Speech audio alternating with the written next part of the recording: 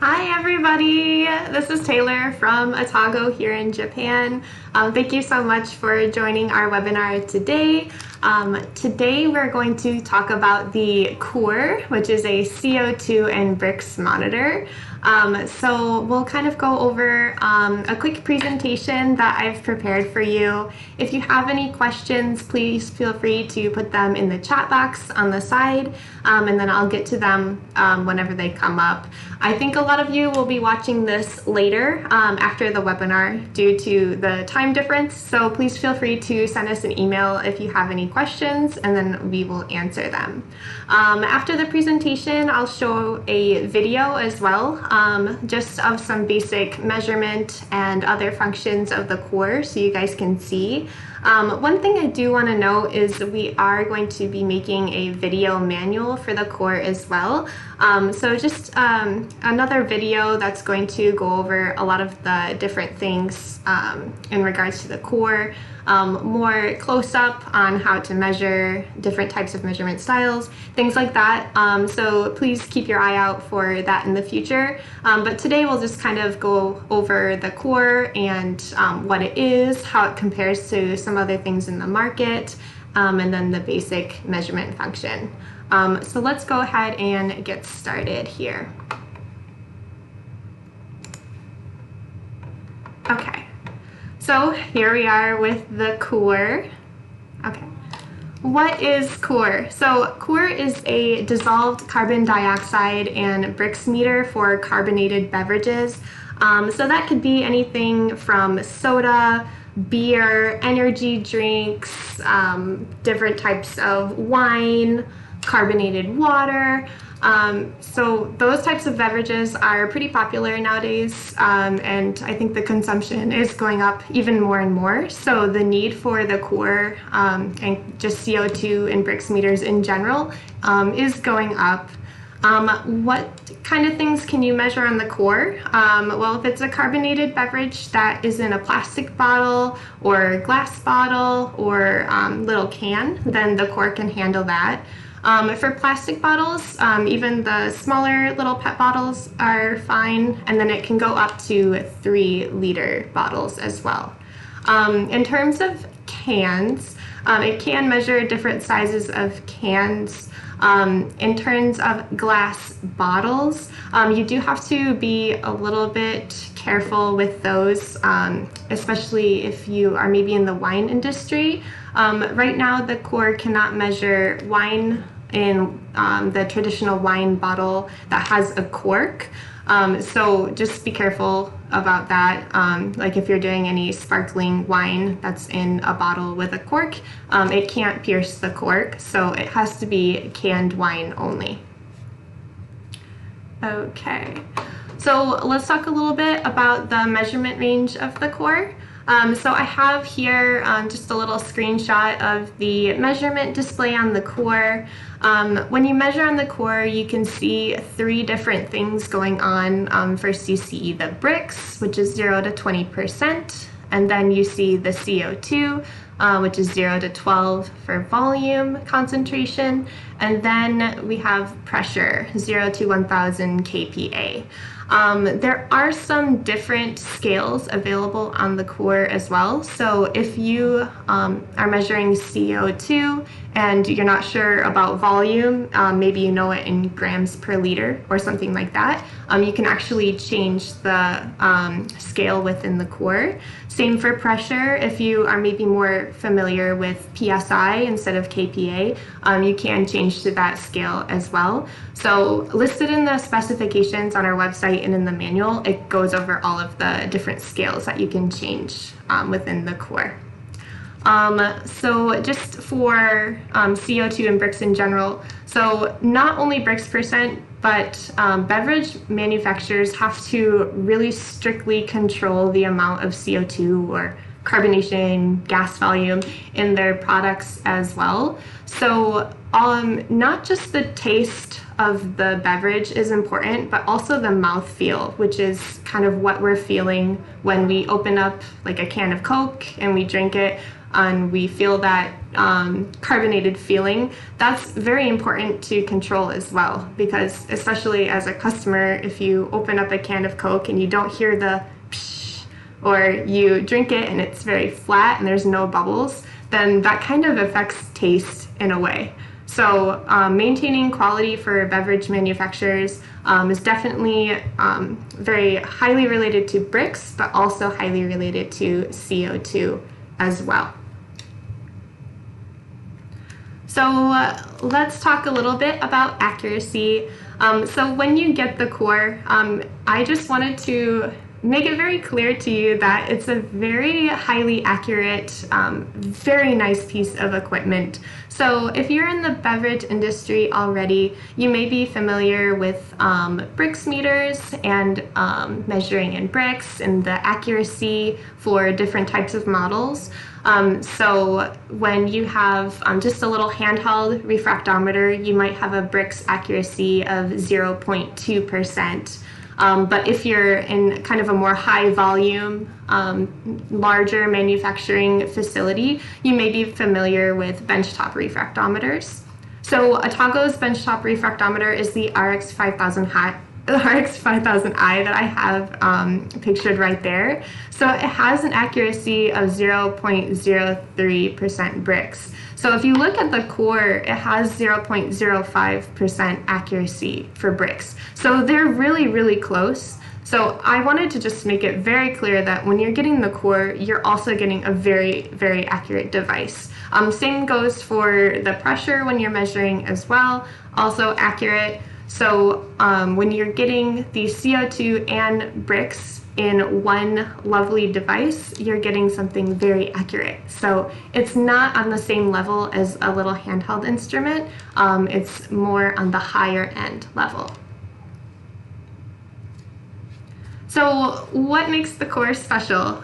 You're probably aware of some other types of CO2 meters in the market, but what is good about CooRe? So CooRe is special just because it can measure CO2 and Brix simultaneously, and we'll talk a little bit more about that later. CooRe is also special because it only needs 100 milliliters of sample, and that's just a little bit, so you don't have to measure a whole lot, you don't have to waste a whole lot of sample, you only need just a little bit. Which means that it can measure smaller canned or smaller bottled beverages as well. CooRe is also very simple and easy to use. I'll talk more about how it compares to some other things in the market, but it's a very nice digital instrument. There's not a whole lot that the operator has to do in terms of physically measuring, but also in terms of calculations afterwards. So it's just pretty easy to use in general. Also, it's portable. So as you see in the picture, you can easily carry it with a handle on the top and move it around if you need to. So it's something that you're not limited to just being in the lab. You can move other places, or you can easily move it to different parts of the lab or other places of your production facility. So that's one really neat feature of the CooRe, just because it's one compact device. Also, it's special because it's made right here in Japan. It's a good quality instrument. ATAGO has a very long history of making refractometers and some other types of technology. So you get that good Japanese manufacturer quality as well, and the ATAGO name with the CooRe.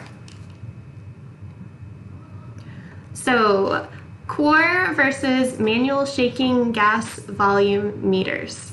How do they compare? So when I say manual shaking gas volume meter, I'm talking about the type of measurement method where you have to have a separate device that pierces the bottle, or it could be like a small bottle, it could be a small can, or a huge 2-liter, pierces it, and then you have to pick it up and shake it a whole lot. That's the type of meter that I'm talking about in this webinar here.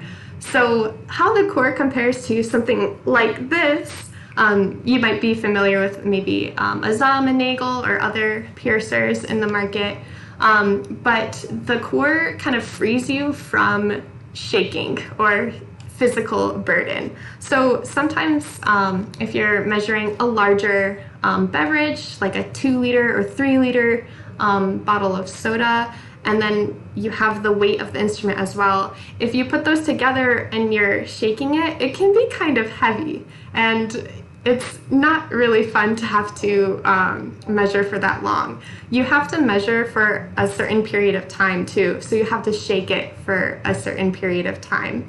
So not only is that kind of exhausting for you to do, it also creates problems when you have different people measuring the same product, because different people might have different results. So like in number 2 on the presentation, it's talking about inconsistent measurement value. Depending on the person, somebody might be stronger and shake more in that maybe 1 minute amount of time, or somebody who is really tired that day might not shake the bottle enough, or as well as somebody else. So there can be some inconsistencies there. Also, when we look at number 3, in cumbersome operation, it's more about the CooRe being a very nice digital device, and then also when it's measuring, it's giving you the final value for the gas volume. With some other types of manual shaking meters, you have to shake it and then look at the value on a gauge, and then you have to convert that or calculate it to the CO2 volume afterwards. A lot of people might have a chart pasted on the wall in their lab or something where they actually will calculate it. So it kind of frees you from having to do any of that. Also, because it's a digital instrument, we were able to put a data history feature on there as well, and then data output too. So it's even easier. You don't even have to write anything down anymore. You can see the value within the CooRe, and then you can also output the value. So that kind of just makes it a huge step up in terms of accuracy and quality of measurement taking. Of course, with that step up in accuracy and quality, it is a little bit more expensive than some traditional manual shaking gas volume meters, but we'll go over it later. That step is something attainable for those that are kind of moving towards the larger production for their facilities. So let's kind of move on from there. Before we move on, do we have any questions? Okay, perfect. So we can move along here. So next we have CooRe versus automatic gas volume meters. So when I say automatic gas volume meter, I'm talking about the kind of more expensive, they're still digital, there's not a whole lot of manual work going on type of gas volume meter. So maybe something along the lines of Anton-Par's Carbo QC. There are some other ones out there in the market too. So when we talk about just kind of in general, all of those things in the market for conventional gas volume meters that are automatic, and we compare them to CooRe, here are a few things that we have. So when we see CooRe, and you'll see later in the video, it's all in one, so it's a very compact unit. When you have other types of automatic CO2 meters, they're usually separated into 2 different parts. So you might have one section that's the actual piercer, piercing the bottle, and then you will have another section being a display, and they'll be connected somehow. For CooRe, also because it's just one unit, you can carry it around. It can be carried by hand. When you have some other types of meters, they can't be easily moved. So kind of once you install them, they're staying put. They're not really going anywhere unless you do some work to move it around. been going along more with the lines too for the CooRe being portable. It uses an AC adapter for power, but also a lithium-ion battery. So you can plug it into the wall for power, or you can just carry it around after charging the battery. For the conventional style, you need a stable power source, so it always has to be plugged in somewhere. So it's pretty stationary, it's always going to stay put. Also with the CooRe, it has a built-in pump. That's really nice because you do not have to find any other type of source for pumping. You don't have to find any connection for nitrogen gas cylinders like the other models. So it's just a lot simpler in that aspect as well. Also, some of the other meters might have some leakage due to pressure, other things going on. CooRe is really nice and compact, and you won't have issues with leaking as long as you have all the connections together. And then, of course, pricing, which is what everybody wants to know when they're purchasing equipment. CooRe is actually very affordable. So these prices are just general for USD, but you're looking at something around $8,500. But when you're kind of shopping for the more higher end, more stable, going to sit on the table, hook up to nitrogen gas cylinder type of model, they're going to be $15,000 and above. That is pretty steep for maybe a beverage manufacturer that is mid-sized, and they are maybe using a shaking method right now, but they want to upgrade. Going from something that's like $1,000 or $2,000, jumping up to above $15,000 is a huge step. So the CooRe is that nice little midpoint. But with the CooRe, you're kind of getting the same quality at $8,500 as you would with another meter at $15,000. So it kind of makes sense to go with the CooRe, especially if you're a smaller to mid-sized beverage company that needs to measure CO2. Okay. Do we have any questions? Yes, we do. Mm-hmm. Question is, what is the measurement principle of CooRe? Yes, so CooRe, let's actually go back, is both a, or actually, I think I went over for first slide. So CooRe is both a refractometer and a dissolved carbon dioxide meter. So another form of gas volume meter. So when it's measuring the Brix, it's using its refractometer insides, and when it's measuring CO2, it's using the pressure for gas volume measurements. So it's measuring the total gas volume, pressure, and then converting that to CO2 concentration. Any other questions? Okay, perfect. So let's kind of go back here. Okay, so I realize that this is probably very small for you guys to see, so sorry about that.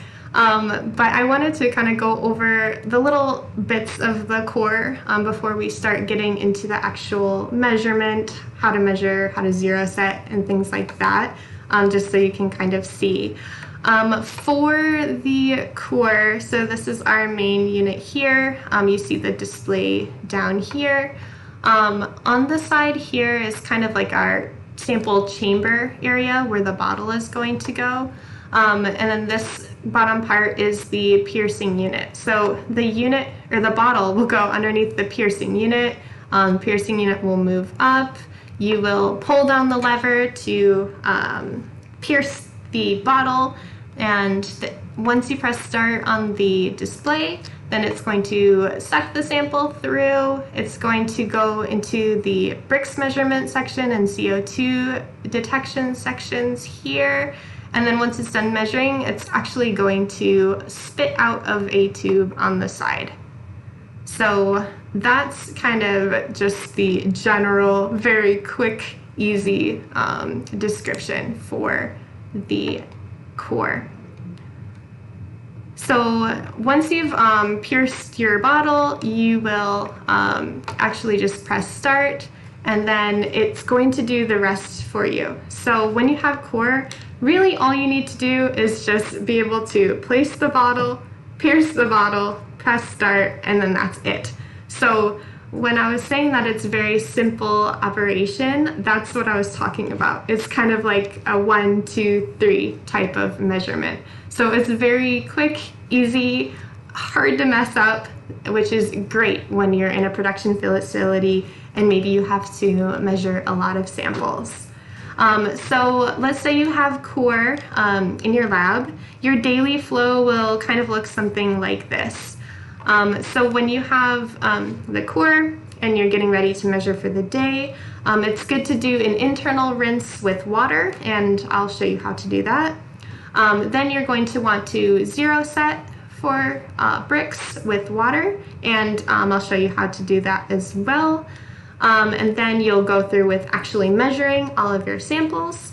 And then once all of your samples are measured and you're done for the day, you will perform your final rinse. And that will be with water as well. So it's very good to zero set the CooRe every single day. Just once is fine. Just because for the refractometry method, it's good to do a zero set for a light calibration every day. Now, in terms of CO2, you will want to do that type of zero setting just once per month. And it's really, really easy. You can do it more often if you want. When you're doing the zero set for CO2, it's really just leaving the instrument alone and then pressing the pressure 0 button, and then it will do its thing all on its own, and then once it's done you can proceed. The Brix zero set is a little bit more complicated, but I will go ahead and just kind of show you how that works in the video. Okay. So before we move on to the video, just wanted to give you a heads up in terms of the CooRe. We have 2 different versions. So we have one that is going to be for up to 2 liter size of soda bottles. And then we have another one called CooRe 3L that's going to be up to 3 liter soda bottle. So they are the exact same price. In my opinion, it's probably good just to get the 3 liter size if you are unsure of if you're going to be measuring all the way up to 3 liters or not. If you are pretty sure you're just going to be sticking with 2 liters and below, then the regular CooRe will be just fine for you. Kind of depends on where you are and what you're manufacturing. Some countries don't really have 3 liter bottles and some do. So it's really, really up to you, but I just wanted to make it clear that if you are a customer that needs above 2 liters, we do have an option for you. Okay, so let's look at the video. Give me one moment to switch over here. Do we have any questions before I go to video? None? Okay, give me a moment. Okay, here we are. So we're gonna start with zero setting. What you'll do is just prepare a regular water bottle with some water. It says 500 milliliters in the instruction manual, so it's just enough for you to do some rinsing and some draining. So zero setting is what you're going to want to do before your measurements every day. This is just putting the piercer and the stopper on the top of the bottle, putting the holder, and then just cranking it down to pierce. Very easy, just one fluid moment, and then pushing the straw down and making sure that it's actually within the sample, and then going and performing first a leak test. That's just to make sure that the pressure is okay before you do your actual measurement where it's going to be sucking the sample up. So once we've confirmed that the pressure is okay, there's no leaks or anything going on, then you can actually proceed with the zero setting. So leak testing doesn't really take too long. If it does take a really, really, really long time, you can always stop it and just make sure that you pierced it correctly and then perform leak test again. But usually it should only just take a few seconds. Then once it's done, you are able to press the Brix 0 button, and then it will start to 0 set. So once it's done 0 setting, it's actually going to spit water out of that tube on the side. You're going to want to make sure that you put some type of container there because it's going to spit the sample out, and if you have nothing there to catch it, it's going to go everywhere. We do have a longer tube as well, like a little extension that you can put on there if it's not long enough for you. I've heard of people finding their own ways to hook up to the tube as well, but we do have an option if you need one to be longer. So 0 setting shouldn't take too long. It's doing just Brix, and you can kind of see that it's working on it because the Brix part is blinking on the display. And you can kind of see that the water is slowly going down in the water bottle as well. We can't really see too much going on in the actual core right now because water is clear, but when we measure actual sample, you'll be able to see. So this is for measurement of bottles. Here we just have our bottle placed. We put our stopper down. We're going to put the bottleneck holder on there just to make sure that it's nice and secure. We'll close the cover. So I recommend to always close this cover for safety. Pretty sure nothing's gonna happen, but you know, safety first, right? Then we put our straw down to make sure that it's kind of near the bottom, and then we're able to continue with our leak test, just like before. There we go. So 0 setting and measurement taking is very, very similar. So that's kind of the beauty about the CooRe is you kind of do the same movements every single time and not too many. So after leak test, we can measure, and then this is where we begin. And you can see everything is blinking now, so that's how you know that it's measuring for all of the values. Out comes our sample because it's pulling it up into the unit and then getting rid of it on the side. And then you can see within the sample chamber there the brown soda going through. So on the right we have the refractometer portion, and then on the left we have the CO2 portion. So you can see that they're measuring simultaneously everything going on in there. So it kind of saves you some time in a way because you're measuring both right there at the same time, and you don't have to use any other instrumentation at this point. So it's really your final check for CO2 and for Brix. And you can kind of see the sample going out, being taken from the bottle, going through the instrument, and coming back out. So like I was saying before, the CooRe has its own internal pump, so it doesn't have to be hooked up to anything at all. You can just measure all standalone by itself. So it's a really, really great piece of equipment, so you don't really have to rely on anything else. Do we have any questions? Yes, we do. Mm-hmm. The question is, what is the sampling volume? The sample volume. So you only need 100 milliliters of sample to be able to measure. You can actually take multiple measurements too on the CooRe with the same bottle. So if you, like once it's done measuring the first measurement here, you just press measure again, and you can keep measuring until you have no sample left in the container.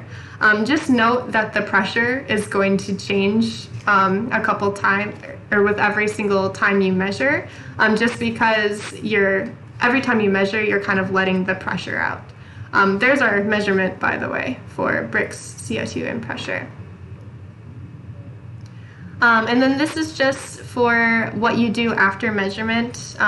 You'll press drain to drain the sample out. Make sure that you always drain the sample out before you try to remove it from the core.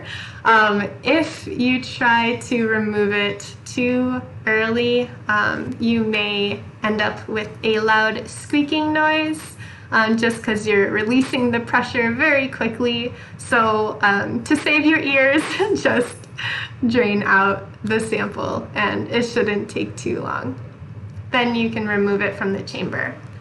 So measuring cans, very easy. Just wanted to make you aware though that you do not measure the top of the can. You actually measure the bottom of the can. That's going to be easiest for the core to pierce through, just because, you know, the top of the can has the little tab you have to pull. When you're putting the piercing section down, it's good to just try to get it in the middle. Don't get any of the weird sides. You don't have to use the holder at all. Just make sure that you have it snugly against the can and you close the door for measurement. And then, like usual, after that, all you have to do is grab the handle and one smooth movement down, and it pierces and locks. So here's rinsing. So rinsing looks a whole lot like zero setting. You just have your water bottle with some water, and you can go into the rinse section and pick your cleaning and desired draining amount.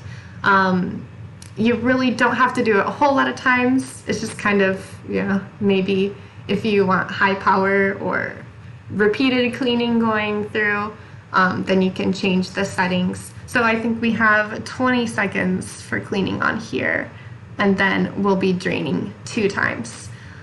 So just to recap from before, we want to do an internal rinse first before the start of the day. Then we can do a zero set with water. Then we'll do our measurements, and then at the end of the day, we will do a quick rinse and then draining with water.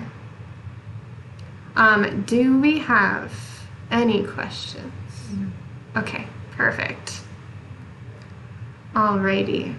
So kind of once this video is done draining, this is gonna be the end of my presentation. So now is kind of your last chance to put any questions that you might have. So, I would be happy to answer anything. We do have one question. Mm-hmm. Is rinsing necessary if we have to measure different samples? Oh, very, very good question. So the core, when it is measuring and in between samples, it's actually going to be pushing the sample mostly out. So you don't have to do rinsing between every sample. However, I do kind of recommend if you're changing the type of sample, you might want to do a quick rinse with water. It really won't matter too much if you're going maybe from one type of soda to another type of soda, but if you're going from one type of soda to maybe a carbonated water, it might be good to do a quick rinse with water in between, just to make 100% sure that there's no residual sample inside. It really usually does a great job with various samples of pushing it out and not letting the previous sample affect the measurement too much. But you know, it's sometimes if you're really changing from one type of sample to a completely different sample, maybe one that's higher sugar to one that's really, really low sugar, you might want to do quick rinse with water. Do we have any other questions? No. No. Okay. Perfect. So it looks like we are almost done with our draining on the core, so I'll be ending soon. One thing I want to note is you do not have to put the settings as high as we did here for rinsing. You can put them lower so that you don't have to wait as long. Okay. Perfect. Okay. So, well, that is it. I just want to thank all of you for joining live today. Thank you all who are going to be watching this later. If there are any questions, please feel free to reach out to us directly. We're more than happy to help. Last call for questions. Anything? No? Okay, perfect. So I'm going to take that as my cue that I can end this webinar. I just want to say thanks one more time. We do have our YouTube channel here that I would be really happy if you could like and subscribe. We would be happy to hear from you if you have any ideas for webinars that you'd like to see in the future. You can check our channel to see what we have already scheduled for future webinars. So that is really all I have, but thank you so much for today, and I will see you next time.